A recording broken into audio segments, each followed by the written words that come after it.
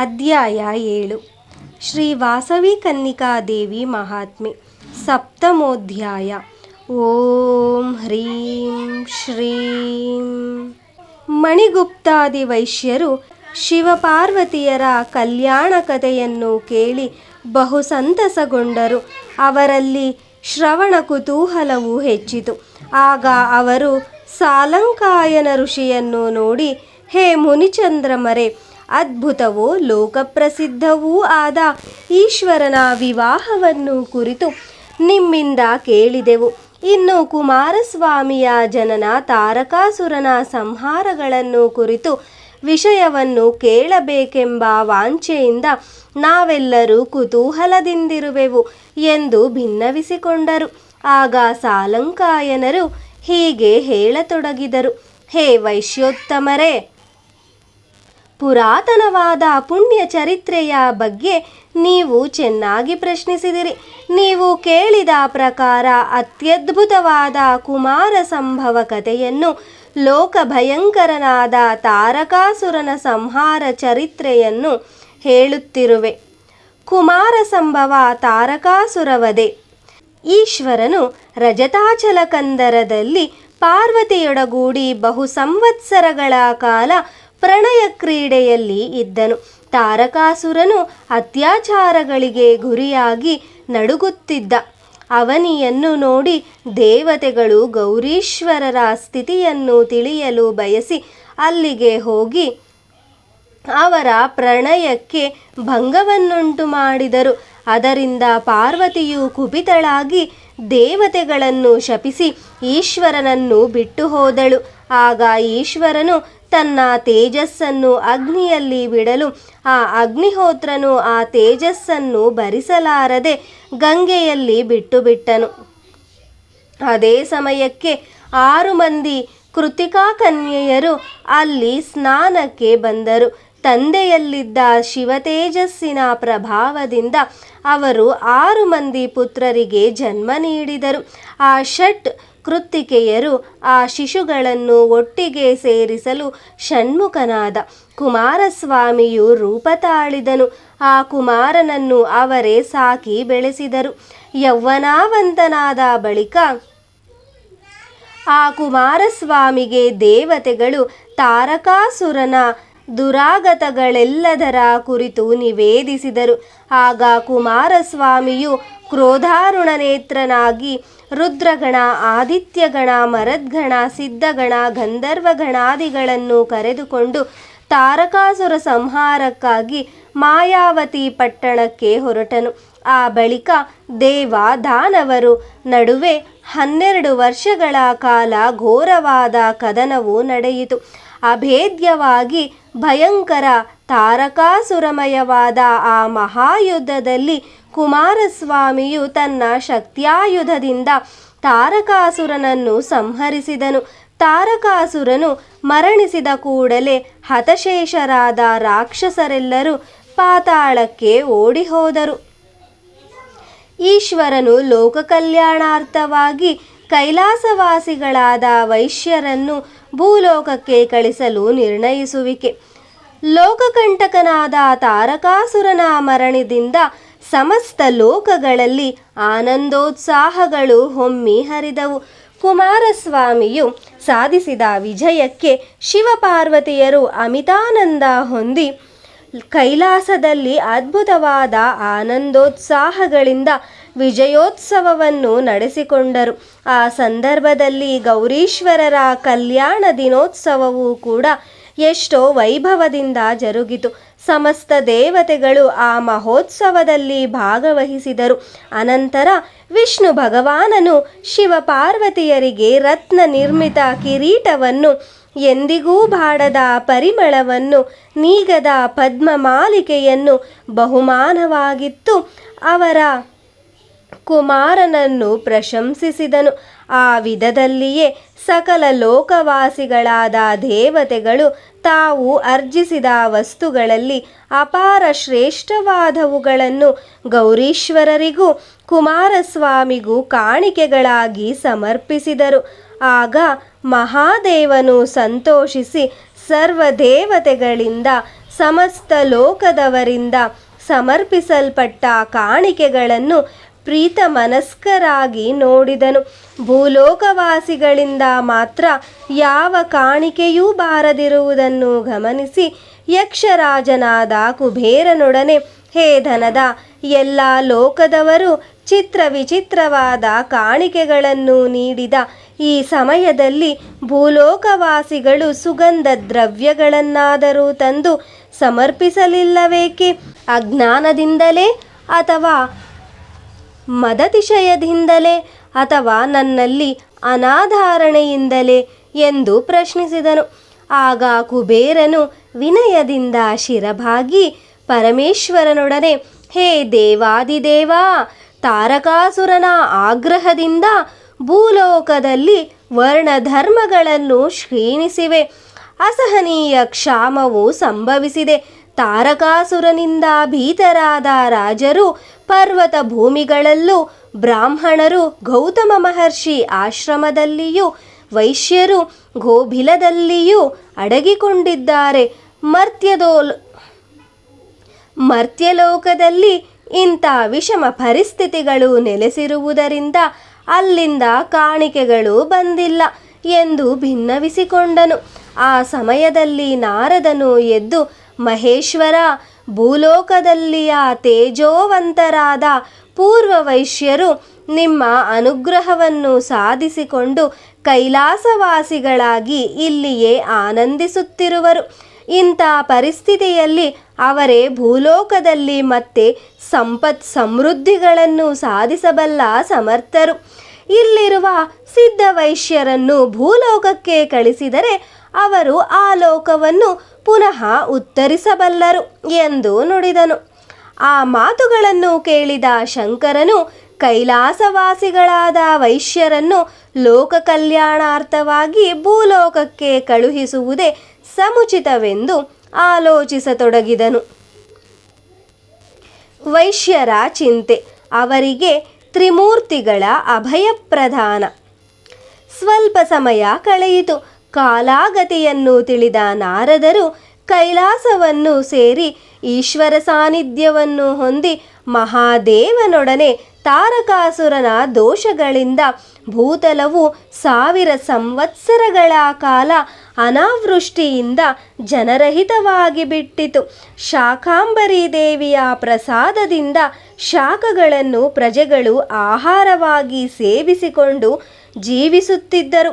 ಸಂಕಟಕ್ಕೊಳಗಾದ ವೈಶ್ಯರು ಗೋಬಿಲದಲ್ಲಿ ಪ್ರವೇಶಿಸಿ ಇಂದಿಗೂ ಹೊರಕ್ಕೆ ಬಂದಿಲ್ಲ ಎಂದು ಭಿನ್ನವಿಸಿಕೊಂಡರು. ಆಗ ಮಹೇಶ್ವರನು ವೈಶ್ಯನಾಯಕನಾದ ಸೋಮದತ್ತನನ್ನು ನೋಡಿ, ಪುತ್ರನೇ, ಗೋಬಿಲದಲ್ಲಿ ಪ್ರವೇಶಿಸಿರುವ ನಿನ್ನ ವಂಶೀಯರನ್ನು ನೀನು ಉದ್ಧರಿಸು. ಅದಕ್ಕಾಗಿಯೇ ನೀವೆಲ್ಲರೂ ಲೋಕಹಿತಾರ್ಥವಾಗಿ ಭೂಲೋಕಕ್ಕೆ ಹೋಗಬೇಕಾಗಿದೆ.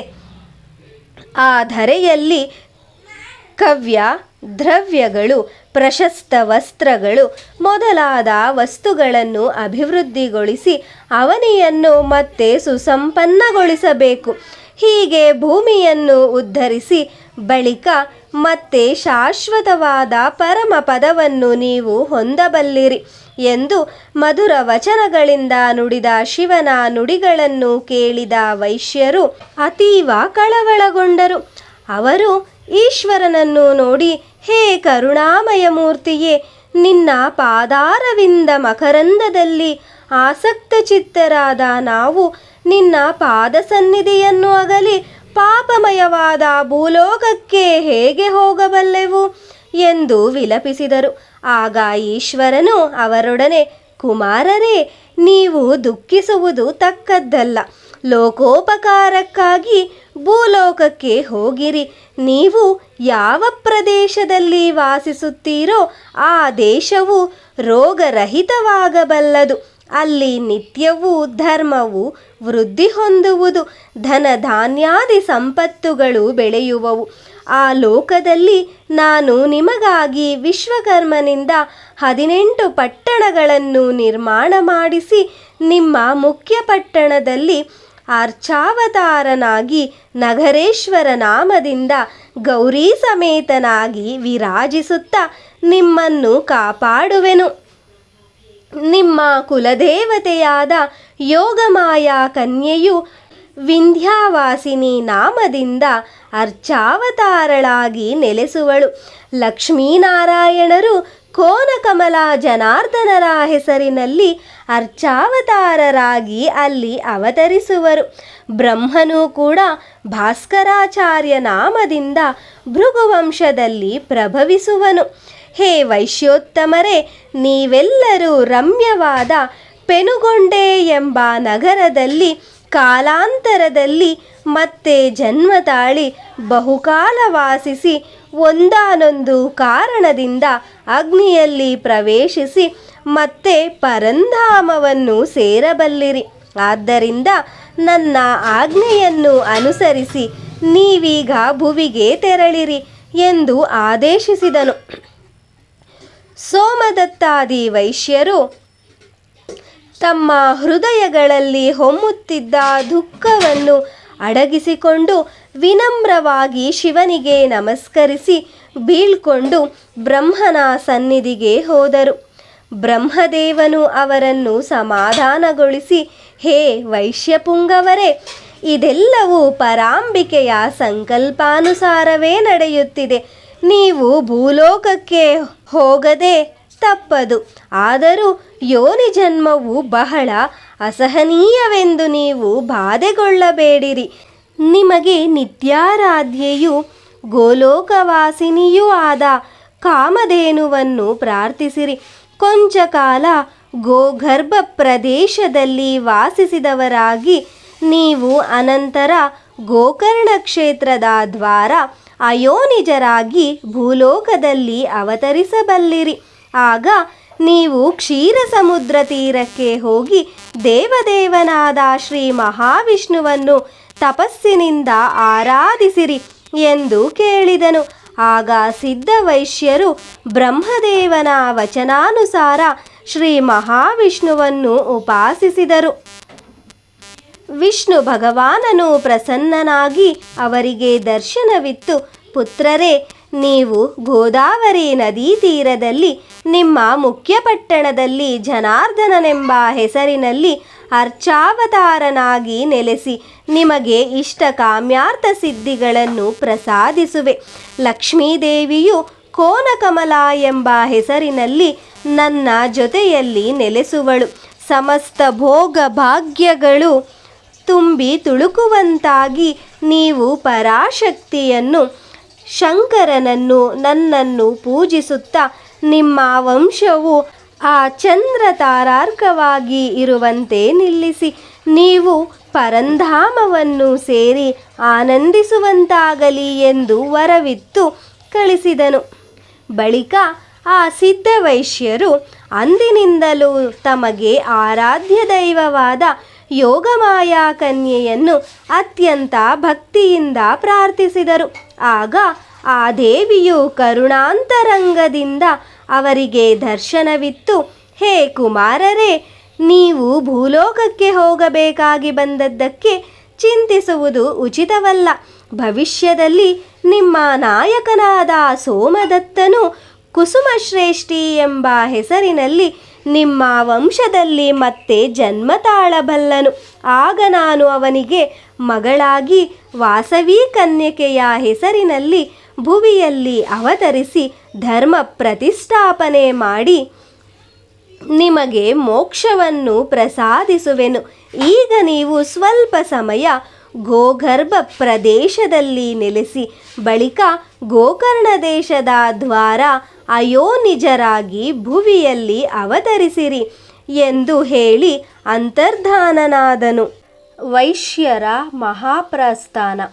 ತರುವಾಯ ಆ ವೈಶ್ಯರು ತಮ್ಮ ಚಿಂತೆಯನ್ನು ಬಿಟ್ಟು ಕೈಲಾಸದಿಂದ ಮಹಾಪ್ರಸ್ಥಾನಕ್ಕೆ ಸಿದ್ಧರಾಗಿ ಹೊರಟು ಗೋಗರ್ಭವನ್ನು ಸೇರಿದರು. ಪರಮೇಶ್ವರಿಯ ಸಂಕಲ್ಪದಿಂದ ಬ್ರಹ್ಮದೇವನು ಭೂಮಿಯ ಮೇಲೆ ಭೃಗುವಂಶದಲ್ಲಿ ನಿಜಾಂಶದಿಂದ ಭಾಸ್ಕರಾಚಾರ್ಯ ಎಂಬ ಹೆಸರಿನಲ್ಲಿ ಜನ್ಮ ತಾಳಿದನು. ಬಳಿಕ ಭಾಸ್ಕರಾಚಾರ್ಯರು ಸಿದ್ಧ ವೈಶ್ಯರ ಭೂಲೋಕಾವತರಣಕ್ಕಾಗಿ ಎದುರು ನೋಡುತ್ತಾ ಗೋಕರ್ಣ ಪ್ರದೇಶವನ್ನು ಸೇರಿದರು.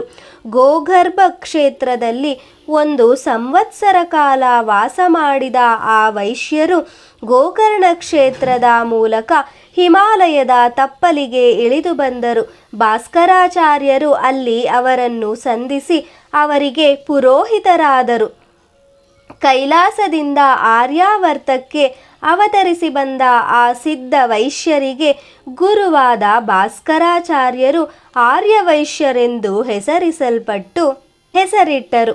ಅವರು ಗಂಗಾ ಬ್ರಹ್ಮಪುತ್ರ ನದಿಗಳ ಸಂಗಮ ಸ್ಥಾನವಾದ ಗೌರದೇಶವನ್ನು ಸೇರಿ ಅಲ್ಲಿ ಸ್ವಲ್ಪ ಕಾಲ ನಿವಾಸ ಮಾಡಿದರು. ಅಲ್ಲಿ ಅವರು ಗೌರಗೋಮತರೆಂಬ ಹೆಸರನ್ನು ಹೊಂದಿದರು. ಆ ಬಳಿಕ ಅವರು ಬೃಹತ್ ಶೈಲಗಳೆಂಬ ಪತಕೋಯಿ ಗಿರಿಪ್ರಾಂತಕ್ಕೆ ಬಂದು ಸೇರಿಕೊಂಡರು.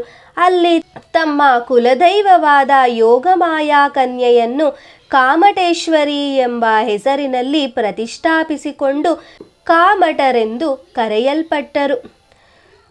ಬಾಲನಗರ ಗೌರವ ಬಾಲಿಕಾ ವ್ಯವಸ್ಥೆ ಪತಕೋಯಿ ಗಿರಿಪ್ರಾಂತ್ಯವು ಗಂಧರ್ವ ಭುವಿಯಾದ ಮಣಿಪುರ ರಾಜ್ಯಕ್ಕೆ ಪೂರ್ವ ದಿಕ್ಕಿನ ಸರಹದ್ದಿನಲ್ಲಿದೆ. ಪೂರ್ವ ವೈರದಿಂದ ಗಂಧರ್ವರಿಗೂ ಮತ್ತು ವೈಶ್ಯರಿಗೂ ಮಧ್ಯೆ ಕಲಹ ಜ್ವಾಲೆಗಳೆದ್ದು ತೀವ್ರ ಯುದ್ಧಗಳ ರೂಪವನ್ನು ತಾಳಿದವು. ಆಗ ವೈಶ್ಯರು ತಮ್ಮ ಕುಟುಂಬದಲ್ಲಿಯ ಯುವಕರನ್ನು ಸಂಘಟಿಸಿ ಬಲಿಷ್ಠವಾದ ವಿಶಾಲ ಸೈನ್ಯಗಳನ್ನು ಏರ್ಪಡಿಸಿಕೊಂಡರು. ಕೆಲವು ವೈಶ್ಯ ಕನ್ಯೆಯರು ಗಾಯಗೊಂಡವರಿಗೂ ವೃದ್ಧರಿಗೂ ಸೇವೆಯನ್ನು ಮಾಡುತ್ತಾ ನಿರಂತರ ದೇವಿ ಪೂಜೆ, ಸಮಾಜ ಸೇವೆ ಮುಂತಾದ ಕಾರ್ಯಕ್ರಮಗಳಲ್ಲಿ ನಿಮಗ್ನರಾದರು. ತಮ್ಮ ದೇಶ ಸಮಾಜಗಳ ಸಂರಕ್ಷಣೆಗಾಗಿ ತ್ಯಾಗಮಯ ಜೀವಿಗಳಾಗಿ ಸೈನ್ಯದಲ್ಲಿ ಸೇರಿದ ವೈಶ್ಯ ಬಾಲಕರನ್ನು ಬಾಲನಗರರೆಂದು ಕರೆಯತೊಡಗಿದರು. ದೇವಿ ಸೇವೆಗೆ ಮತ್ತು ಸಮಾಜ ಸೇವೆಗೆ ಸೊಂಟ ಕಟ್ಟಿದ ಬಾಲಿಕೆಯರನ್ನು ಗೌರವ ಬಾಲಿಕೆಯರೆಂದು ಕರೆಯತೊಡಗಿದರು. ಆರ್ಯವೈಶ್ಯರ ಶುಭ ಕಾರ್ಯಗಳ ಸಂದರ್ಭಗಳಲ್ಲಿಯೂ ದೇವಾಲಯಗಳಲ್ಲಿಯೂ ಆ ಬಾಲನಗರ ಗೌರವ ಬಾಲಿಕೆಯರಿಗೆ ಪ್ರಥಮ ತಾಂಬೂಲ ಪ್ರಸಾದಾದಿಗಳನ್ನಿತ್ತು ಗೌರವಿಸಿದರು. ವೈಶ್ಯರು ಬಾಲನಗರ ಸೈನ್ಯ ಬಲದಿಂದ ಅಜೇಯರಾದರು. ಆದರೆ ನಿರಂತರ ಹೋರಾಟಗಳಿಂದ ಜಿಗುಪ್ಸೆ ಹೊಂದಿ ಅಲ್ಲಿಂದ ಪ್ರಯಾಣ ಬೆಳೆಸಿ ಆಂಧ್ರ ಪ್ರದೇಶದ ಪಾವನ ಗೋದಾವರಿ ನದಿಯ ಪೂರ್ವದಿಕ್ ಶಾಖೆಯಾದ ಗೌತಮಿ ತೀರ ಪ್ರದೇಶವನ್ನು ಸೇರಿದರು. ಅಲ್ಲಿ ಅವರು ಬ್ರಹ್ಮಕುಂಡವೆಂಬ ಜಲಾಶಯವನ್ನು ನೋಡಿದರು. ಆ ಜಲಾಶಯದಲ್ಲಿ ಒಂದೇ ನಾಳಕ್ಕೆ ಹುಟ್ಟಿದ 3 ಸಹಸ್ರದಳ ಪದ್ಮಗಳು ವಿರಾಜಿಸುತ್ತಿರುವುದನ್ನು ಕಂಡು ಆಶ್ಚರ್ಯಗೊಂಡರು. ಆಗ ಭಾಸ್ಕರಾಚಾರ್ಯರು ಆ ಜಲಾಶಯವನ್ನು ನೋಡಿ ಹೀಗೆ ನುಡಿದರು: ಬ್ರಹ್ಮಕುಂಡ ಮಹತ್ವ ಅಲ್ಲಿ ವೈಶ್ಯನಗರಗಳ ನಿರ್ಮಾಣದ ನಿರ್ಣಯ. ಪ್ರಿಯ ಶಿಷ್ಯರಾದ ಓ ವೈಶ್ಯೋತ್ತಮರೇ, ನಾವು ನಮ್ಮ ಗಮನವನ್ನು ಸೇರಿಕೊಂಡೆವು. ಮನೋಜ್ಞವಾದ ಈ ಪ್ರದೇಶದಲ್ಲಿ ಪೂರ್ವದಲ್ಲಿ ಮಹಾಪುಣ್ಯಪ್ರದವಾದ ಪುಲಸ್ತ್ಯಾಶ್ರಮವು ಶೋಭಿಸುತ್ತಿತ್ತು. ಇಲ್ಲಿ ಕುಮಾರಸ್ವಾಮಿ ತಪಸ್ಸು ಮಾಡಿದ್ದರಿಂದ ಇದು ಕುಮಾರಕ್ಷೇತ್ರವೆಂದು ಪ್ರಸಿದ್ಧವಾಯಿತು. ಅನೇಕ ಬ್ರಹ್ಮರ್ಷಿಗಳು ಇಲ್ಲಿ ಮಹಾಯಜ್ಞಗಳನ್ನು ಮಾಡಿರುವರು. ಚತುರ್ಮುಖನಾದ ಬ್ರಹ್ಮನಿಂದಲೂ ಕೂಡ ಯಜ್ಞವಾಚರಿಸಲ್ಪಟ್ಟ ಈ ಮಹಿಮಾನ್ವಿತ ಪ್ರದೇಶದಲ್ಲಿ ಪುಲಸ್ತ್ಯ ಮಹಾಮುನಿಯು ಯಜ್ಞ ಮಾಡಲು ಬ್ರಹ್ಮ, ವಿಷ್ಣು, ಮಹೇಶ್ವರರು ಏಕೀಕೃತರಾಗಿ ಪ್ರತ್ಯಕ್ಷವಾದರು. ಆಗ ಹೋಮಕುಂಡದ ಅಗ್ನಿಜ್ವಾಲೆಗಳು ಜಲತರಂಗಗಳಾಗಿ ಬದಲಿಸಿ ಅದೊಂದು ಜಲಾಶಯವಾಗಿ ರೂಪ ತಾಳಿತು.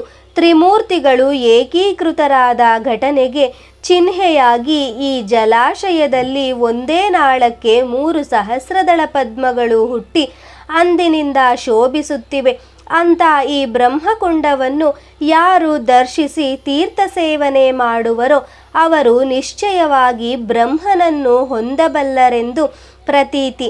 ಈ ಬ್ರಹ್ಮಕುಂಡ ಸ್ಥಾನವೇ ನಮಗೆ ಮಿಗಿಲಾಗಿ ವಾಸಯೋಗ್ಯವಾಗಿದೆ ಎಂದು ಆ ಕ್ಷೇತ್ರ ಮಹಾತ್ಮೆಯನ್ನು ಕುರಿತು ಹೇಳಿದರು. ಅನಂತರ ಬ್ರಹ್ಮಾವತಾರಿಯಾದ ಭಾಸ್ಕರಾಚಾರ್ಯರು ವಿಶ್ವಕರ್ಮನನ್ನು ಕರೆಸಿ ತಮ್ಮ ಅವತಾರ ರಹಸ್ಯವನ್ನು ತಿಳಿಸಿ ಆರ್ಯವೈಶ್ಯರ ನಿವಾಸಕ್ಕಾಗಿ ಸರ್ವಾಂಗ ಸುಂದರವಾದ 18 ರಾಜ್ಯಗಳನ್ನು ನಿರ್ಮಿಸಲು ಆಜ್ಞಾಪಿಸಿದರು.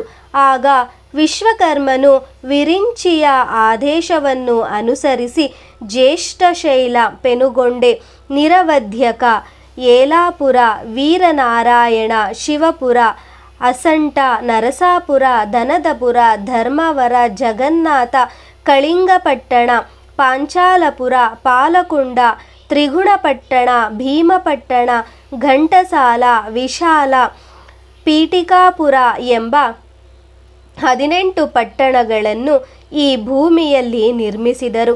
ಅನೇಕ ವಿಧ ರತ್ನಗಳಿಂದ ತುಂಬಿ ಕೈಲಾಸ ಶಿಖರ ಸಮಾನವಾದ ಮಣಿಖಚಿತವಾದ ರಾಜಪ್ರಸಾದಗಳಿಂದಲೂ ಚಾತುರ್ವರ್ಣ್ಯಗಳ ಪ್ರಜೆಗಳಿಂದಲೂ ಕೂಡಿ ಶೋಭಿಸುವ ವಿಧದಲ್ಲಿ ವಿಶ್ವಕರ್ಮನು ಆ ನಗರಗಳನ್ನು ನಿರ್ಮಾಣಗೊಳಿಸಿದ ಕಾರಣದಿಂದ ಅಂದಿನಿಂದ ವೈಶ್ಯರು ನಾಗರರೆಂದು ಕರೆಯಲ್ಪಟ್ಟರು. ಬ್ರಹ್ಮಕುಂಡ ಸಮೀಪದಿಂದ ನಿರ್ಮಿಸಲ್ಪಟ್ಟ ಪೆನುಗೊಂಡೆ ಪಟ್ಟಣವು ವೈಶ್ಯರಿಗೆ ರಾಜಧಾನಿಯಾಯಿತು. ಪಾರ್ವತಿ ಪರಮೇಶ್ವರರು ಗೌರಿ ನಗರೇಶ್ವರರೆಂಬ ಹೆಸರಿನಲ್ಲಿ ಪೆನುಗೊಂಡೇಪುರದಲ್ಲಿ ಅರ್ಚಾವತಾರಿಗಳಾಗಿ ಅವತರಿಸಿದರು. ಲಕ್ಷ್ಮೀನಾರಾಯಣರು ಕೋನಕಮಲ ಜನಾರ್ದನ ಸ್ವಾಮಿಗಳೆಂಬ ಹೆಸರಿನಲ್ಲಿ ಆ ವೈಶ್ಯ ರಾಜಧಾನಿಯಲ್ಲಿ ಅರ್ಚಾವತಾರ ಮೂರ್ತಿಗಳಾಗಿ ನೆಲೆಸಿದರು. ಆದಿಪರಾಶಕ್ತಿಯಾದ ಯೋಗಮಾಯಾ ಕನ್ಯೆಯು ವಿಂಧ್ಯಾವಾಸಿನಿ ಎಂಬ ಹೆಸರಿನಲ್ಲಿ ಅರ್ಚಾವತಾರದಲ್ಲಿ ವಿರಾಜಿಸಿದಳು. ಪಶ್ಚಿಮದಲ್ಲಿ ಗೋಸ್ತಾ ನದೀ ತೀರ, ಪೂರ್ವದಲ್ಲಿ ಗೋದಾವರಿ ಶಾಖೆಯಾದ ಗೌತಮಿ ನದಿ, ಉತ್ತರದಲ್ಲಿ ಗೋದಾವರಿಯ ಮತ್ತೊಂದು ಶಾಖೆಯಾದ ವಸಿಷ್ಠಗಂಗಾ, ದಕ್ಷಿಣದಲ್ಲಿ ಅಂತರ್ವೇದಿ ಎಂಬ ಸಮುದ್ರ, ಹೀಗೆ ಎಲ್ಲೆಗಳಾಗಿ ಶೋಭಿಸುತ್ತಿದ್ದ ವೈಶ್ಯ ರಾಜಧಾನಿ ನಗರಕ್ಕೆ ಕೈಲಾಸದಲ್ಲಿ ವೈಶ್ಯರ ಪೂರ್ವ ನಿವಾಸವಾದ ಮಹಾಗಿರಿಯ ಜ್ಞಾಪಕಾರ್ಥವಾಗಿ ನಗರಿ ಪೆನುಗೊಂಡೆ ಎಂದು ಹೆಸರನ್ನಿಟ್ಟುಕೊಂಡರು. ಆ ಪೆನುಗೊಂಡೆ ನಗರವು ಪಂಚಕ್ರೋಶ ಪಟ್ಟಣವೆಂದು ಪ್ರಸಿದ್ಧವಾಯಿತು. ತರುವಾಯ ಆ ವೈಶ್ಯರು ಧನೇಶ್ವರನಾದ ಕುಬೇರನಿಂದ ಮಕರಾದಿ ನವನಿಧಿಗಳನ್ನು ಹೊಂದಿದರು. ಬ್ರಹ್ಮಾಂಶ ಸ್ವರೂಪರಾದ ಭಾಸ್ಕರಾಚಾರ್ಯರೊಡಗೂಡಿ ಆ 18 ಪಟ್ಟಣಗಳನ್ನು ಪ್ರವೇಶಿಸಿದರು. ಗುರು ಭಾಸ್ಕರರು ನಗರ ಪ್ರವೇಶ ಸಮಯದಲ್ಲಿ ಪುಣ್ಯಾಹ ವಾಚನಾದಿಗಳನ್ನು ಮಂಗಳಕರವಾದ ಶಾಂತಿಕ ಪೌಷ್ಟಿಕ ಯಾಜ್ಞಾದಿಗಳನ್ನು ವಿದ್ಯುಕ್ತ ರೀತಿಯಲ್ಲಿ ಮಾಡಿಸಿದರು. ಪಾವನ ಗೋದಾವರಿ ನದೀಕಾಶೆಯಾದ ಗೌತಮಿ ಸಮೀಪದಲ್ಲಿ ಬ್ರಹ್ಮಕುಂಡ ಕ್ಷೇತ್ರದ ಬಳಿ ಗುರು ಭಾಸ್ಕರರ ಆಶ್ರಮವು ನಿರ್ಮಿತವಾಯಿತು. ಪೆನುಗೊಂಡೆ ಪಟ್ಟಣದ ವೈಶ್ಯ ಸಂತತಿಯವರು ಧರ್ಮ ಕರ್ಮ ನಿರ್ವಹಣೆಯಲ್ಲಿ ಆದರ್ಶಪ್ರಾಯರಾಗಿ ಕ್ರಮವಾಗಿ 18 ಪಟ್ಟಣಗಳಲ್ಲಿ ಸೇರಿ ಸಮಸ್ತ ದಿಕ್ಕುಗಳಲ್ಲಿ ತಮ್ಮ ವ್ಯಾಪಾರವನ್ನು ಹರಡಿದರು. ದೇಶದ 4 ದಿಕ್ಕುಗಳಲ್ಲಿಯೂ ಗತವೈಭವದಿಂದಿದ್ದ ಪೂರ್ವ ವೈಶ್ಯರಿಗೆ ತಮ್ಮ ಸಹಾಯ ಸಹಕಾರಗಳನ್ನು ನೀಡುತ್ತಾ ಅವರ ಸರ್ವತೋಮುಖ ಅಭಿವೃದ್ಧಿಗಾಗಿ ಆಶ್ರಯವಾದರು. ಕಾಲಕ್ರಮದಲ್ಲಿ ಭಾರತಾವನಿಯಲ್ಲಿ ವಿಭಿನ್ನ ಪ್ರಾಂತ್ಯಗಳಲ್ಲಿ ನಿವಾಸ ಮಾಡಿಕೊಂಡಿದ್ದ ವೈಶ್ಯರಲ್ಲಿ ಕೆಲವರು ಆಂಧ್ರ ಪ್ರದೇಶದ 18 ಪಟ್ಟಣಗಳಿಗೆ ಸೇರಿ ಇಲ್ಲಿಯ ಆರ್ಯ ವೈಶ್ಯರೊಡನೆ ಬೆರೆತು ಹೋದರು. ಕ್ರಮವಾಗಿ ಆಂಧ್ರ ಪ್ರದೇಶದ ವೈಶ್ಯ ಸಮಾಜವು 714 ಗೋತ್ರದವರಿಂದ ಪ್ರಕಾಶಿಸಿತು. ಅಂದು ಆ ವೈಶ್ಯರು ಶೈವ, ವೈಷ್ಣವ, ಶಾಕ್ತೇಯಾದಿ ಮತಗಳ ಮೇಲೆ ಸಮಾನವಾದ ಆಧರಣೆಯನ್ನು ತೋರಿಸುತ್ತಾ ಮತ ಸಾಮರಸ್ಯದಿಂದ ವರ್ತಿಸತೊಡಗಿದರು. ಕಾಲಕ್ರಮದಲ್ಲಿ ಹೀಗೆ ಮಣಿಗುಪ್ತಾದಿಗಳಿಗೆ ಸಾಲಂಕಾಯನ ಋಷಿಯು ಹೇಳಲು ಆರ್ಯವೈಶ್ಯ ಶ್ರೇಷ್ಠರು ಮತ್ತು ಕೇಳಬೇಕೆಂಬ ಕುತೂಹಲವುಳ್ಳವರಾಗಿ ವಿಪ್ರೋತ್ತಮ ಕೈಲಾಸದಿಂದ ಗೋದಾವರಿ ತೀರದ ಭೂಮಿಗೆ ಸೇರಿ ಸರ್ವತೋಮುಖ ಅಭಿವೃದ್ಧಿಯನ್ನು ಸಾಧಿಸಿದ ಆ ವೈಶ್ಯವಂಶದಲ್ಲಿ ಪರಾಶಕ್ತಿಯು ಅವತರಿಸುವಳೆಂದು ಸೂತಮುನಿಯು ಶೌನಕಾದಿಗಳಿಗೆ ಹೇಳಿದರಲ್ಲವೇ. ಆಕೆ ಯಾರ ಗೃಹದಲ್ಲಿ ಜನ್ಮ ತಾಳಿದಳು? ಪರಾಂಬಿಕೆಯನ್ನು ಹೆತ್ತವರು ವಂಶಕ್ರಮವೆಂಥದ್ದು? ಆ ವಿಷಯವನ್ನೆಲ್ಲ ನಮಗೆ ವಿವರಿಸಿ ಹೇಳಿರಿ ಎಂದು ಪ್ರಾರ್ಥಿಸಿದರು. ಉದ್ವಾಹುವಿನ ವಂಶಕ್ರಮ. ಹೀಗೆ ಮಣಿಗುಪ್ತಾದಿಗಳಿಂದ ಕೇಳಲ್ಪಟ್ಟ ಸಾಲಂಕಾಯನ ಋಷಿಯು, ಕುಮಾರರೇ, ಕೈಲಾಸವಾಸಿಗಳಾದ ವೈಶ್ಯರು ಗೋಕರ್ಣದಿಂದ ಭೂಮಿಗೆ ಬಂದ ಕಾಲದಲ್ಲಿ ವೈಶ್ಯಕುಲ ಭಾರವನ್ನು ವಹಿಸಿಕೊಂಡು ಅವರಿಗೆ ನಾಯಕನಾಗಿ ಪ್ರಸಿದ್ಧನಾದವನು ಉದ್ವಾಹು ಎಂಬ ಹೆಸರಿನ ವೈಶ್ಯಶ್ರೇಷ್ಠನು. ಅವನು ಪ್ರಭಾತಸ ಋಷಿಗೋತ್ರದಲ್ಲಿ ಹುಟ್ಟಿದವರಿಗೆಲ್ಲ ಮೂಲಪುರುಷನೆಂದು ಹೇಳಲ್ಪಟ್ಟನು. ಆ ಉದ್ವಾಹುವಿನ ಕುಮಾರನು ಮಗನು. ಅವನು ಅನೇಕ ವಿಧ ಯಜ್ಞಗಳಿಂದ ದೇವತೆಗಳನ್ನು ಆರಾಧಿಸಿ ಸಾರ್ಥಕ ನಾಮಧೇಯನಾದನು. ಅವನ ಮಗನು ಮಧುಮಂತನು. ಅವನು ಶ್ರೀ ಮಹಾವಿಷ್ಣುವನ್ನು ಉಪಾಸಿಸಿ ಕಾಲಗಮನವುಳ್ಳ ವಿಮಾನವನ್ನು ಹೊಂದಿ ಯಕ್ಷಲೋಕಕ್ಕೆ ಹೋಗಿ ವಿಶ್ವಾವಸು ಎಂಬ ಹೆಸರಿನ ಯಕ್ಷರಾಜೇಂದ್ರನ ಕುಮಾರಿಯಾದ ಕೋಕಿಲ ಎಂಬ ಕುಮಾರಿಯನ್ನು ವಿವಾಹವಾಗಿ ಜಗತ್ಪ್ರಸಿದ್ಧನಾದನು. ಮಧುಮಂತನಿಗೆ ಮಣಿಮಂತ, ಕೀರ್ತಿಮಂತ, ಶ್ವೇತ, ಮುಚುಕುಂದ, ವಿರೋಚನ ಎಂಬ ಬಹುಪರಾಕ್ರಮವಂತರಾದ 5 ಮಂದಿ ಕುಮಾರರು ಜನಿಸಿದರು. ಅವರಲ್ಲಿ ವಿರೋಚನನಿಗೆ ತುಲಾಧಾರ ಮತ್ತು ಮಣಿಧಾರ ಎಂಬ ಈರ್ವ ಕುಮಾರರು ಜನಿಸಿದರು. ಅವರಲ್ಲಿ ತುಲಾಧಾರನು ಕಾಶಿಗೆ ಹೋಗಿ ಅಲ್ಲಿ ನಿವಾಸಿಸುತ್ತಾ ಧರ್ಮದಲ್ಲಿ ಜಾಜಿಲಿ ಎಂಬ ಮುನಿಸತ್ತಮನನ್ನು ಜಯಿಸಿದನೆಂದು ಹೇಳಲಾಗಿದೆ. ತುಲಾಧಾರನ ಕಥೆಯು ಅತ್ಯಂತ ಮಹತ್ವಪೂರ್ಣವಾಗಿದೆ ಎಂದು ಹೇಳಿದರು. ಆಗ ಮಣಿಗುಪ್ತಾದಿಗಳು ಸಾಲಂಕಾಯನರೊಡನೆ ಗುರುವರ ಜಾಜಿಲಿ ಎಂಬ ಬ್ರಾಹ್ಮಣವನ್ನು ವಿಪ್ರಪ್ರಿತನಾದ ತುಲಾಧಾನರು ಯಾವ ಧರ್ಮದಿಂದ ಜಯಿಸಿದರು? ದಯಮಾಡಿ ಆ ವೃತ್ತಾಂತವನ್ನು ನಮಗೆ ವರ್ಣಿಸಿರಿ ಎಂದು ಪ್ರಾರ್ಥಿಸಿದರು. ಸಾಲಂಕಾಯನರು ಈ ವಿಧವಾಗಿ ಹೇಳಲಾರಂಭಿಸಿದರು. ತುಲಾಧಾರನ ವೃತ್ತಾಂತ. ವೈಶ್ಯೋತ್ತಮರೇ, ಜಾಜಿಲಿ ಎಂಬ ಹೆಸರಿನ ಓರ್ವ ಬ್ರಾಹ್ಮಣೋತ್ತಮನು ಅರಣ್ಯದಲ್ಲಿ ನಿವಾಸ ಮಾಡಿಕೊಂಡಿದ್ದನು. ಆತನು ತನ್ನ ತಪಸ್ಸಮಾಧಿಯಲ್ಲಿ ಸ್ವಲ್ಪವೂ ಚಲಿಸದೆ ಮರದಂತೆ ಇದ್ದದ್ದರಿಂದ ಕಳಿಂಗ ಪಕ್ಷಿಗಳು ಅವರ ಶಿರಸ್ಸಿನ ಮೇಲೆ ಜಟಾಕೋಟರದಲ್ಲಿ ಮೊಟ್ಟೆಗಳನ್ನಿಟ್ಟು ವಾಸಿಸುತ್ತಿದ್ದವು. ಜಾಜಿಲಿಗೆ ಆ ವಿಷಯವು ತಿಳಿದರೂ ಆ ಪಕ್ಷಿಗಳ ಸ್ವೇಚ್ಛೆಗೆ ಭಂಗವನ್ನು ಉಂಟು ಮಾಡಲಿಲ್ಲ. ಆ ಮೊಟ್ಟೆಗಳು ಮರಿಗಳಾಗಿ ಹಾರುವವರೆಗೂ ಜಾಜಿಲಿಯ ಶಿರಸ್ಸಿನ ಮೇಲೆಯೇ ವೃದ್ಧಿ ಹೊಂದಿದವು. ಆದರೂ ಕೂಡ ಆ ಪಕ್ಷಿಗಳು ಮಾನಸ ಸರೋವರಕ್ಕೆ ಹೋಗದೆ ಜಾಜಿಲಿಯ ಜಟಾಕೋಟರದಲ್ಲಿಯೇ ಇರತೊಡಗಿದವು. ಆಗ ಮಹರ್ಷಿಯು ತನ್ನ ನಿಶ್ಚಲತ್ವಕ್ಕೂ ಸಹನೆಗೂ ತಾನೇ ಸಂಭ್ರಮಿಸುತ್ತಾ ನಾನೆಷ್ಟು ಧರ್ಮಶೀಲನಾದೆನೆಂದು ಬಲು ಅಟ್ಟಹಾಸ ಮಾಡಿದನು. ಆಗ ಅಂತರಿಕ್ಷದಿಂದ, ಓ ಜಾಜಿಲಿ, ನೀನು ಧರ್ಮದಲ್ಲಿ ತುಲಾಧಾರನಿಗೆ ಸಮವಲ್ಲ, ಹೀಗೆ ಗರ್ವಿಸುವುದು ತರವಲ್ಲ ಎಂಬ ಮಾತುಗಳು ಕೇಳಿಸಿದವು. ಆ ಮಾತುಗಳನ್ನು ಕೇಳಿದ ಜಾಜಿಲಿ ಕ್ರೋಧವನ್ನು ಹೊಂದಿ ಅಂಗಡಿಯಲ್ಲಿ ವಸ್ತುಗಳನ್ನು ವಿಕ್ರಯ ಮಾಡುತ್ತಿದ್ದ ತುಲಾಧಾರನ ಬಳಿಗೆ ಹೋದನು. ತನ್ನ ಬಳಿಗೆ ಬರುತ್ತಿದ್ದ ಜಾಜಿಲಿಯನ್ನು ಆದರದಿಂದ ತುಲಾಧಾರನು ಎದುರುಗೊಂಡು ಆಹ್ವಾನಿಸಿ, ಹೇ ವಿಪ್ರೋತ್ತಮ, ನೀವು ಮಹಾನ್ ತಪಸ್ಸು ಮಾಡಿದಿರಿ, ಆದರೆ ಧರ್ಮದ ನಿಜಸ್ಥಿತಿಯನ್ನು ಮಾತ್ರ ತಿಳಿದುಕೊಳ್ಳಲಿಲ್ಲ. ನಿಮಗೆ ನನ್ನಿಂದ ಆಗಬೇಕಾದ ಪ್ರಿಯವು ಯಾವುದೋ ಹೇಳಿರಿ, ನಾನು ನಿಮ್ಮ ಅಭೀಷ್ಟವನ್ನು ತಪ್ಪದೆ ನೆರವೇರಿಸಬಲ್ಲೆ ಎಂದು ಕೇಳಿದನು. ಆಗ ತುಲಾಧಾರನು, ಬ್ರಾಹ್ಮಣೋತ್ತಮ, ಪೂರ್ವದಲ್ಲಿ ಬ್ರಹ್ಮವೇತ್ತರಿಂದ ನನಗೆ ಪುರಾತನವಾದ ಧರ್ಮಸ್ವರೂಪವು ಉಪದೇಶಿಸಲ್ಪಟ್ಟಿತು.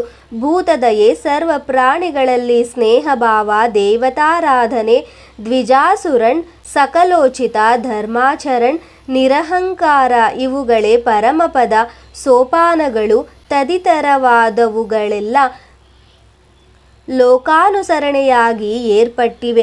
ಅಹಂಕಾರದಿಂದ ನಿನ್ನ ತಪಸ್ಸು ನಷ್ಟವಾಗಿ ಹೋಯಿತು. ನಾನು ಧರ್ಮದಿಂದ ಸಂಪಾದಿಸಿದ ತಪಶ್ಶಕ್ತಿಯನ್ನು ನಿನಗೆ ನೀಡುವೆನು. ಅದರಿಂದ ನೀನು ಸಮಸ್ತ ಪುಣ್ಯ ಲೋಕಗಳನ್ನು ಹೊಂದಬಲ್ಲೆ ಎಂದು ಹೇಳಿ ತನ್ನ ತಪಶ್ಶಕ್ತಿಯನ್ನು ಜಾಜಲಿಗೆ ದಾರಿ ಎರೆದನು. ತುಲಾಧಾರನಿಂದ ಹೊಂದಿದ ತಪೋಬಲದಿಂದ ಜಾಜಲಿಯು ಪುಣ್ಯ ಲೋಕಗಳನ್ನು ಹೊಂದಿದನು. ಪುತ್ರರೇ, ತ್ಯಾಗ ದಾನಶೀಲತ್ವ ನಿಮ್ಮ ವೈಶ್ಯವರ್ಣಕ್ಕೆ ಸಾಟಿಯಿಲ್ಲದ ಮೇಟಿ ಗುಣಗಳೆಂಬುದು ನಿರ್ವಿವಾದ. ಅಂತ ತ್ಯಾಗಶೀಲನಾದ ತುಲಾಧಾರನಿಗೆ ಬ್ರಹ್ಮಜ್ಞಾನಿಯಾದ ಮಣಿಶ್ರವನು, ಅವನಿಗೆ ಜಟಿಲನು, ಆ ಜಟಿಲನಿಗೆ ಭದ್ರನು, ಭದ್ರನಿಗೆ ಹಯಗ್ರೀವನು ಜನಿಸಿ ವಂಶವೃಕ್ಷವನ್ನು ಬೆಳೆಸಿದನು. ಹಯಗ್ರೀವನಿಗೆ ಪದ್ಮಾಕ್ಷನೆಂಬ ಒಬ್ಬ ಪುಣ್ಯಮೂರ್ತಿಯು ಉದಯಿಸಿದನು. ಪದ್ಮಾಕ್ಷನಿಗೆ ಹೇಮವರ್ಣ ಶ್ರವಣಕುಮಾರ ಎಂಬ ಪುತ್ರನು ಜನ್ಮ ತಾಳಿದರು. ಶ್ರವಣಕುಮಾರರು ಅಂಧರಾದ ತನ್ನ ತಂದೆ ತಾಯಿಗಳನ್ನು ತಕ್ಕಡಿಯಲ್ಲಿ ಕುಳ್ಳಿರಿಸಿಕೊಂಡು ಹೊರುತ್ತಾ ಅವರಿಂದ ಸಮಸ್ತ ಪುಣ್ಯಕ್ಷೇತ್ರಗಳ ಸೇವೆ ಮಾಡಿಸಿ ಶ್ರೀರಾಮನನ್ನು ಮೀರಿಸಿದ ಪಿತೃಭಕ್ತನೆಂದು ಹೆಸರು ಗಳಿಸಿದನು. ಆ ಪದ್ಮಾಕ್ಷನ ವಂಶವು ಕಲಿಯುಗದಲ್ಲಿ ಬಹುಕಾಲದವರೆಗೂ ಮುಂದುವರೆಯಿತು. ಆ ಪವಿತ್ರ ವೈಶ್ಯವಂಶದಲ್ಲಿ ಶಿವನೆಂಬುವನು ಹುಟ್ಟಿದನು. ಅವನಿಗೂ ಗೋಮುಖನೆಂಬ ಪುತ್ರನು ಜನಿಸಿದನು. ಅವನು ಯಮಧರ್ಮನನ್ನು ಆರಾಧಿಸಿ ದೀರ್ಘಾಯುಷ್ಯವನ್ನು ಹೊಂದಿದನು. ಆ ಗೋಮುಖನ ಮಗನು ಕುಮುದನೆಂಬ ವೈಶ್ಯೋತ್ತಮನು. ಅವನ ಪುತ್ರನು ಕಲ್ಹರನೆಂಬ ಮಹಾನುಭಾವನು. ಆ ಕಲ್ಹರನು ಸಂತಾನವಿಲ್ಲದೆ ಈಶ್ವರನನ್ನು ನಿರಂತರ ಕುಸುಮಗಳಿಂದ ಪೂಜಿಸಿದನು. ಅವನ ಭಕ್ತಿಯನ್ನು ಕಂಡು ಸಂತುಷ್ಟನಾದ ಶಿವನು ಆ ಕಲ್ಹರನ ಸ್ವಪ್ನದಲ್ಲಿ ಸಾಕ್ಷಾತ್ಕರಿಸಿಕೊಂಡು ಅವನಿಗೆ ಕುಮಾರನು ಪ್ರಾಪ್ತಿಯಾಗುವಂತೆ ಒಂದು ವರವನ್ನಿತ್ತನು. ಕಲ್ಹರ ಪ್ರಭುವಿಗೆ ಸರ್ವಲಕ್ಷಣೋಪೇತನಾದ ಪುತ್ರನು ಜನ್ಮ ತಾಳಿದನು. ಆಗ ವಿಚಿತ್ರವಾಗಿ ಅಂತರಿಕ್ಷದಿಂದ ಕುಸುಮ ವರ್ಷವು ಸುರಿಯಿತು. ಕುಸುಮೇಶ್ವರನ ವರಪ್ರಸಾದದಿಂದ ಹುಟ್ಟಿದ ಆ ಕುಮಾರನಿಗೆ ಕಲ್ಹರನು ಕುಸುಮಶ್ರೇಷ್ಠಿ ಎಂದು ನಾಮಕರಣ ಮಾಡಿದನು. ಹೇ ಮಣಿಗುಪ್ತಾದಿ ವೈಶ್ಯಪುಂಗವರೇ, ನಿಮಗೊಂದು ವಿಶಿಷ್ಟ ವಿಷಯವನ್ನು ಹೇಳುತ್ತಿರುವೆ, ಸಾವಧಾನದಿಂದ ಕೇಳಿರಿ. ದ್ವಿಜರಿಗೆ ಪ್ರಪ್ರಥಮ ಪಿತೃದೇವತೆಗಳಾಗಿರುವವರನ್ನು ಕುರಿತು ಹರಿವಂಶಾದಿ ಪುರಾಣ ಗ್ರಂಥಗಳಲ್ಲಿ ವಿವರಿಸಲ್ಪಟ್ಟಿದೆ. ಆ ಪಿತೃದೇವತೆಗಳು ದೇವತೆಗಳಿಗಿಂತ ಪೂರ್ವಿಕರೆಂದು ಹೇಳಲ್ಪಟ್ಟಿದೆ. ಅಂದು ಬ್ರಹ್ಮಸಭೆಯಲ್ಲಿ ವೈಶ್ಯವಂಶ ಗೋತ್ರಾಭಿವೃದ್ಧಿಯನ್ನು ಮಾಡಿ ಬ್ರಹ್ಮನಿಗೆ ನಿವೇದಿಸಿ ಸನ್ಮಾನಿತರಾದ ವೈಶ್ಯರಿಗೆ ಶ್ರೇಷ್ಠರೆಂಬ ಬಿರುದನ್ನು ಸಮುಪಾರ್ಜಿಸಿಕೊಟ್ಟ ಸೋಮದತ್ತನೆಂಬ ವೈಶ್ಯಗಣಾಧಿಪತಿ ವೈಶ್ಯವರ್ಣಕ್ಕೆ ಪ್ರಪ್ರಥಮ ಪಿತೃದೇವತೆ ಎಂದು ಹೇಳಲ್ಪಟ್ಟಿರುವನು. ಅವನು ಅನಂತ ಮಹಿಮಾನ್ವಿತರಾಗಿದ್ದನು. ಆದಿಪರಾಶಕ್ತಿಗೆ ಪರಮಪ್ರೀತನಾಗಿದ್ದನು. ತದನಂತರ ಆ ಸೋಮದತ್ತನೇ ಸಮಾಧಿ ಎಂಬ ವೈಶ್ಯಲೋಕೋತ್ತಮನಾಗಿ ಜನ್ಮ ತಳೆದು ಸುರತರಾಜನೊಡನೆ ಸೇರಿ ಪರಾಶಕ್ತಿಯನ್ನು ಅರ್ಚಿಸಿ ಆ ಜಗನ್ಮಾತೆಯಿಂದ ಸಾಂಬದವ ಮೋಕ್ಷವೆಂಬ ವರವನ್ನು ಹೊಂದಿದನು. ಅನಂತರದ ಯುಗದಲ್ಲಿ ನಿಮ್ಮ ಪೂರ್ವ ವೈಶ್ಯೋತ್ತಮರು ಶಿವನ ಕೃಪೆಯಿಂದ ಕೈಲಾಸವಾಸಿಗಳಾಗಿದ್ದಾಗ ಆ ಸಮಾಧಿಯೇ ಜನ್ಮ ತಾಳಿ ಸೋಮದತ್ತನೆಂಬ ನಾಮಧೇಯ ಪಡೆದು ಅಂದಿನ ವೈಶ್ಯರಿಗೆ ನಾಯಕನಾಗಿ ಪರಾಂಬಿಕೆಯನ್ನು ಕೀರ್ತಿಕನ್ಯೆಯ ರೂಪದಲ್ಲಿ ಪುತ್ರಿಯಾಗಿ ಪಡೆದನು. ಕೈಲಾಸವನ್ನು ಬಿಟ್ಟು ಬರುವ ಸಮಯದಲ್ಲಿ ಶಂಕರನಿಂದ ಕೂಡ ತನ್ನ ಬಂಧುಗಳಿಗೆಲ್ಲ ಅಗ್ನಿಮುಖೇನ ಮೋಕ್ಷ ಹೊಂದುವ ವರವನ್ನು ಪಡೆದನು. ಆ ಸೋಮದತ್ತನೇ ಈಗ ಕಲ್ಹರ ಪ್ರಭುವಿಗೆ ಕುಸುಮಶ್ರೇಷ್ಠಿ ಅಭಿಧಾನದಲ್ಲಿ ಕುಮಾರನಿಗೆ ಉದಯಿಸಿದನು. ಇದು ಅತ್ಯಂತ ಗಮನಾರ್ಹವಾದ ವಿಷಯವಾಗಿದೆ. ಆ ಕುಮಾರನು ದಿನೇ ದಿನೇ ಅತ್ಯಂತ ತೇಜೋವಂತರಾಗಿ ಪ್ರವರ್ಧಮಾನ ಹೊಂದಿದನು. ಅವನಿಗೆ 8 ವರ್ಷ ವಯಸ್ಸು ಪ್ರಾಪ್ತಿಯಾದ ಕೂಡಲೇ ತಂದೆಯಾದ ಕಲ್ಹರನು ಕುಮಾರನಿಗೆ ಉಪನಯನ ಸಂಸ್ಕಾರ ಮಾಡಿಸಿ ಗುರುವಾದ ಭಾಸ್ಕರಾಚಾರ್ಯರಿಗೆ ಒಪ್ಪಿಸಿದನು. ಕುಸುಮಶ್ರೇಷ್ಠಿಯ ವಿವಾಹ. ರಾಜ್ಯಪಾಲನೆಯ ವಿಶಿಷ್ಟತೆ ಭಾಸ್ಕರಾಚಾರ್ಯರ ಶಿಕ್ಷಣದಲ್ಲಿ ಅನತಿ ಕಾಲದಲ್ಲೇ ಕುಸುಮಶ್ರೇಷ್ಠಿಯು ವೇದಾಂಗಗಳನ್ನು ಷಟ್ಶಾಸ್ತ್ರಗಳನ್ನು ರಾಜೋಚಿತವಾದ ಸಕಲ ವಿದ್ಯೆಗಳನ್ನು ಸಂಪೂರ್ಣವಾಗಿ ಅಭ್ಯಾಸ ಮಾಡಿದನು. ಕುಸುಮಶ್ರೇಷ್ಠಿಯು ಯೌವನಾವಂತನಾದ ಕೂಡಲೇ ಅವನಿಗೆ ಮಣಿಕುಂಡಲನೆಂಬ ಮಹಾಮುನಿಯ ಪುತ್ರಿಕೆಯಾದ ಕೌಸುಂಭಿಯೊಡನೆ ಕಲ್ಯಾಣವು ನಡೆಯಿತು. ಆ ಬಳಿಕ ಕಲ್ಹಾರ ಪ್ರಭುವು ಕುಸುಮಶ್ರೇಷ್ಠಿಗೆ ರಾಜ್ಯಭಾರವನ್ನು ಒಪ್ಪಿಸಿ ವಾನಪ್ರಸ್ಥಾಶ್ರಮವನ್ನು ಸ್ವೀಕರಿಸಿ ಮನಕ್ಕೆ ತೆರಳಿದನು. ಕುಸುಮಶ್ರೇಷ್ಠಿಯು 18 ಪಟ್ಟಣಗಳ ನಾಯಕರಾದ ನಗರಸ್ವಾಮಿಗಳೊಡನೆ ಒಂದು ಮಹಾಸಮಿತಿಯನ್ನು ಏರ್ಪಡಿಸಿ ಅವರ ಅಭಿಮಾನಿಯ ಅಭಿಪ್ರಾಯಗಳನ್ನು ಆಲಿಸುತ್ತಾ ಗಣತಂತ್ರ ವಿಧಾನದಲ್ಲಿ ವೈಶ್ಯ ಸಾಮ್ರಾಜ್ಯವನ್ನು ಪ್ರಜಾನುರಂಜಕವಾಗಿ ಪರಿಪಾಲಿಸತೊಡಗಿದನು. ಅವನು ಕೃಷಿಕರ ಪಾಲಿನ ಕಲ್ಪತರುವಾಗಿ ಬಂಗಾರದಂಥ ಫಸಲನ್ನು ತೆಗೆಯುವಂತೆ ಮಾಡಿದನು. ಸಾವಿರಾರು ಗೋಶಾಲೆಗಳನ್ನು ನಿರ್ಮಿಸಿ ಪಶುಸಂಪತ್ತನ್ನು ಅಭಿವೃದ್ಧಿಗೊಳಿಸಿದನು. ವಿನೂತನವಾದ ಸೌಕರ್ಯಗಳಿಂದ ಕೂಡಿದ ಘನವಾದ ಹಡಗುಗಳ ನಿರ್ಮಾಣದಿಂದ ಸಮುದ್ರ ವ್ಯಾಪಾರವನ್ನು ಹೆಚ್ಚಿಸಿದನು. ಕವಿ, ಶಿಲ್ಪಿ, ಪಂಡಿತ, ಗಾಯಕರನ್ನು ಪ್ರೋತ್ಸಾಹಿಸಿ ಲಲಿತ ಕಲಾಪೋಷಕನೆಂಬ ರಮ್ಯ ಕೀರ್ತಿಯನ್ನು ಅರ್ಜಿಸಿದನು.